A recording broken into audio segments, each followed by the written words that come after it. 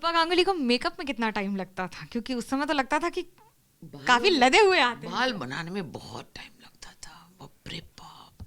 वो पूरा, मेरे बाल भी बहुत लंबे थे, तो उसमें जूड़ा बनाओ, उसमें सारे, उसके बाद वो जो महाभारत का टाइम था, वो जो वस्त्रहरण और जब जब खुले केश की बात होती थी, तो बाल और डिज़ाइन में बहुत टाइम लगता था। यहाँ पे उसके बाद वो टिक्का डालो, बहुत टाइम लगता था। 2 घंटे। द्रौपदी के केश को देखकर रूपा गांगुली क्या सोचती हैं आज?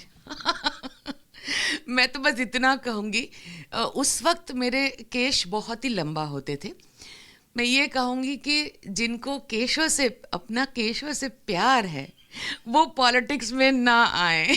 खींच के काट के आपको रास्ते में फेंक दिया जाएगा, खुद ही काटने पड़ेंगे। केशव से आपके अलग ही तार जुड़ते दिखते हैं पूरे सीरियल में। रियल जिंदगी में क्या रहता था? वो मेरा बहुत प्यारा दोस्त था, बहुत प्यारा दोस्त था। वो ना थोड़ा सा मिजाजी था। नीतीश के साथ मेरा आज भी बहुत प्यारा रिश्ता है।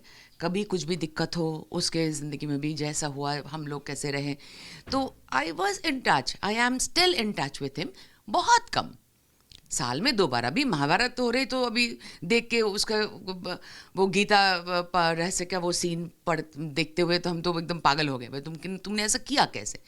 बट उस वक्त भी, जब फ्लोर पे भी, he was very serious guy. And I also come from a very middle class Bengali family. तो मेरे लिए वो महाभारत का शूट कोई मस्ती नहीं था।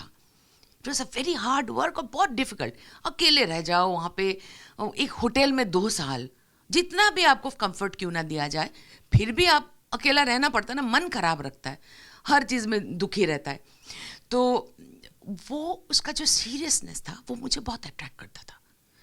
वो कभी भी काम के दौरान कभी मस्ती नहीं करता था।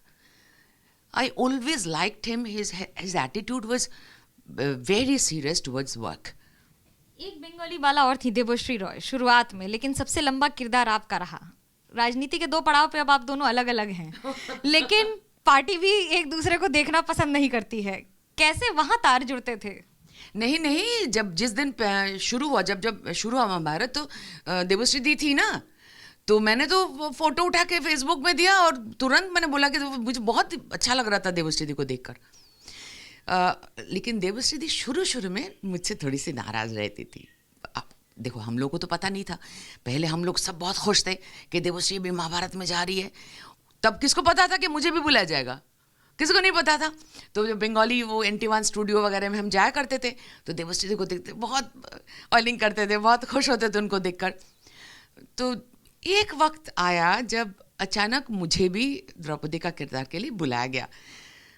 तब उनको मुझे बीच बीच में लगा कि वो थोड़ी सी नाखुश रही, लेकिन उम्र के साथ साथ वो चला भी गया। अभी अगर उम्र के पड़ाव पर हम ये कहें कि कौन सी 3 चीज़ें या 2 चीज़ें आप जो बदलना चाहें महाभारत में आज, तो वो क्या होंगी? देखो, जो महाभारत शूट किया हम लोगों ने, आप उसकी बात कर रहे हो? पूरा मतलब कुछ भी जो आपको रिविजिट अगर करना हो तो क्या करेंगे?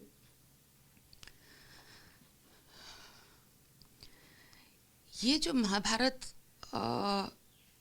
ये B.R. चोपड़ा का, रवि चोपड़ा का, नरेंद्र शर्मा जी का, ये जो महाभारत है शास्त्री अंकल का, इसमें कुछ और बदलने का नहीं है।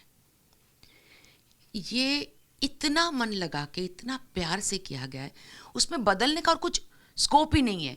इसको अगर आप बहुत ज़्यादा मॉडर्न जो टेक्नोलॉजी के उपयोग करके आप दिखाना चाहते हो, उसका एसेंस चला जाएगा। बिकॉज ये महाभारत जो हम लोगों ने बनाए हैं, उसमें जो वाणी है वही मोस्ट इम्पॉर्टेंट है। और जब आप सेट पर रहती थी, सबसे नजरें किस पर जाती थी? सबसे हैंडसम बंदा और सबसे खूबसूरत लड़की कौन हुआ करती? वहाँ पे एक से एक लड़की बहुत खूबसूरत थी। मुझे तो नजनीन बहुत प्यारा लगता था। She is so pretty. Actually real life में भी इतनी खूबसूरत है ना, आप नाज़रीन को कभी देखोगे ना तो एकदम जैसे रंग ना निखर के आता है। And she is very well behaved. सभी बहुत प्यारे थे। एक्चुअली क्या ना, महाभारत में मेल कैटेगरी नहीं बताई आप? मेल में, लड़कों में मुझे सबसे अच्छा लगता था पंकज, सबसे हैंडसम था वो। अर्जुन हैंडसम सिर्फ उसमें था, वो जो उसका ड्रेस है उसमें हैंडसम हुआ करता था, ऐसा बाकी नहीं, बिकॉज वो बहुत ज़्यादा शरारती था। तो वो उसको हैंडसम किसी को लग सकता है, मुझे कभी नहीं लगा। वो बहुत बदमाश था, वो बहुत ही बदमाश था। द्रौपदी के अवतार से रूपा गांगुली का ये रुद्राक्ष अवतार, क्या है इसमें अंतर? देखो, द्रौपदी एक कैरेक्टर मैं निभाती थी। आज जो मैं हूँ, मैं कई सालों से मैं ये सब पहनती हूँ और हर शूटिंग में मुझे इसको खोलना पड़ता था। मैं एक्चुअली हूँ माँ काली भक्त, तो हर दिन हमको ये सब, कभी सिंदूर उठानी पड़ती थी, पोंछनी पड़ती थी हर दिन, कितना सारा कुछ हम लोगों को करना पड़ता है। विधवा का रोल करते थे, कैसा अजीब और गरीब, हर दिन सुबह और शाम कुछ और होता था हम लोग के साथ। अभी जो मैंने सब काम छोड़ दिया, अभी मैंने अपने खुशी से इसको पहन सकती हूँ। मुझे इसको हर दिन ऐसे शूटिंग के चक्कर में इसको निकालना नहीं पड़ता है। ये मुझे बचपन से पसंद है। I am very fond of pearl, तो मैं ऐसे पर्ल पहनती हूँ और मुझे छोटी सी डायमंड का ये स्टड पसंद है।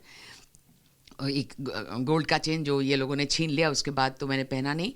एक छोटा सा एक मुझे समुंदर का एक वो होता है, झीनुक बोलते हैं उसको बंगला में, पता नहीं उसका हिंदी वर्ड मिल नहीं रहा मुझे, वो मैं पहनती थी।